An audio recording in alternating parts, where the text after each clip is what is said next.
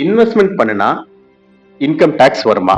அதாவது இன்வெஸ்ட்மெண்ட்டை பொறுத்தளவுக்கு இன்வெஸ்ட்மெண்ட் டைரக்டா நம்ம பண்றோம், ஒரு இடத்துல போய் இன்வெஸ்ட் பண்றோம். அதாவது எக்ஸாம்பிள் ஒரு டேர்ம் டெபாசிட்ல இன்வெஸ்ட் பண்றோம், அல்லது ஒரு பிசினஸ்ல இன்வெஸ்ட் பண்றோம், அல்லது ஒரு கம்பெனில இன்வெஸ்ட் பண்றோம் அப்படின்னா அது இன்வெஸ்ட்மெண்ட். அந்த இன்வெஸ்ட்மெண்ட்டுக்கு இன்கம் டேக்ஸ்ல டாக்ஸ் வராது.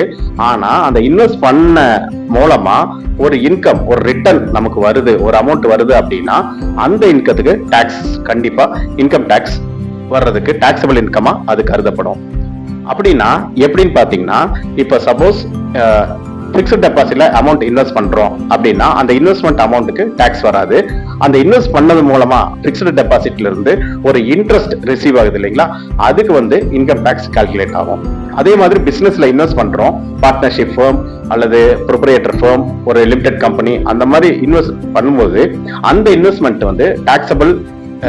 டாக்ஸபிளா வராது.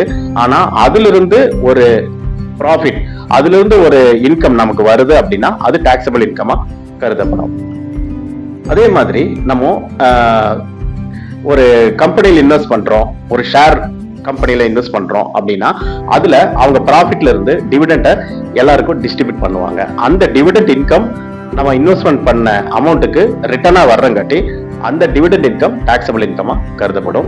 எல்லாமே நம்ம டாக்ஸபிள் லிமிட்டை டோட்டல் இன்கம் கால்குலேட் பண்ணும்போது அந்த லிமிட் கிராஸ் ஆகும்போது அந்த டோட்டல் இன்கத்தோட அமௌண்ட், எக்ஸாம்பிள் ஒரு 2024-25 ஃபினான்ஷியல் இயர் 7 lakhக்கு மேல போகும்போது அது டாக்ஸபிள் இன்கமா அது கருதப்படும்.